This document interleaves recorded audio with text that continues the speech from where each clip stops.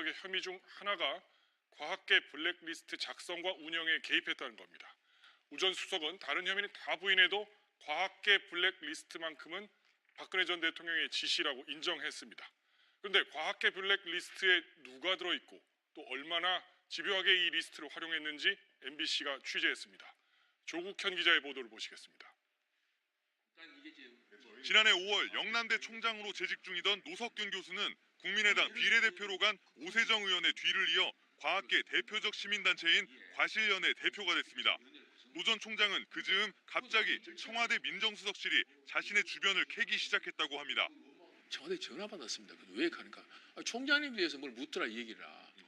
그러니까 내가 뭐 순간적으로 여러 사람한테 전혀 다른 종류의 사람한테 그걸 들었지. 이상하다고 여길 즈음 이번엔 영남대 재단 측이 압박을 가해왔습니다. 총장이 시민단체의 대표를 겸직하는 건 문제가 있다며 대표직을 물러나라고 거듭 압박한 겁니다. 그런데 노 총장이 지난 2010년 과실련 공동대표를 지낼 때는 아무 문제도 없었습니다. 시민단체의 임원이기 때문에 그 사람들이 봉사하는 것이지 직이 아니거든요.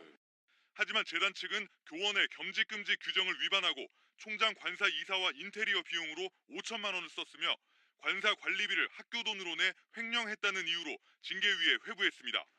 결국 노 전 총장은 지난해 10월 스스로 총장직에서 내려왔지만 재단은 여기에 더해 그의 교수직마저 박탈했습니다. 당시 재단 이사회 7명 중 박 전 대통령과 연관이 있는 인사는 4명, 해임안은 4대3으로 겨우 통과됐습니다. 노 전 총장은 자신이 과실련 대표로 뽑힌 지난해 5월보다 석 달 앞서 시작된 청와대 과학계 블랙리스트 관리가 재단 측의 태도가 돌변한 이유일 것으로 보고 있습니다.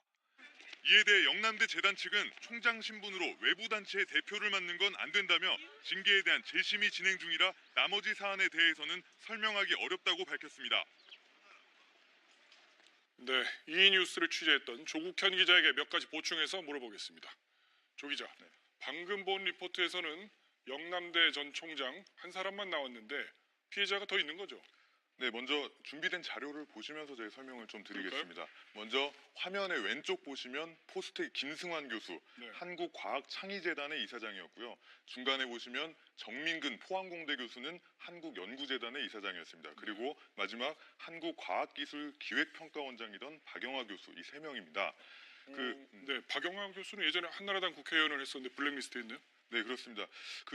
그래서 소속 정당이나 뭐 정치 성향 그런 걸 일일이 따졌다기보다는 특정 과학단체의 소속이거나 민정수석실이 지목한 이른바 문제 과학자와 친한 사람들까지 광범위하게 포함이 됐다. 이렇게 보시면 그러면 될 것 같습니다. 근데 일단 왼쪽에 김 교수와 가운데 있는 정 교수의 경우는 임기 도중에 별다른 이유도 없이 자리를 내려와야 했었던 케이스고요. 네. 박영하 교수는 평가원 이사회에서 연임이 확정이 됐는데 미래부가 거부하면서 물러나야 했습니다. 그래서 이분들은 검찰이 일부 확보한 과학계 블랙리스트 명단에 올라 있다는 걸 저희가 오늘 확인을 한 겁니다. 그랬군요. 그 과학계 단체라고 아까 나왔던 게 과실련? 뭐 과학 어떻게 되죠? 정확한 명칭이? 그게 과실련이 한국과학 실천을 하기 위한 연합 뭐 이런 뜻인데요. 정확한 명칭은 근데 길어서. 그 단체가 뭐가 문제라는 거죠?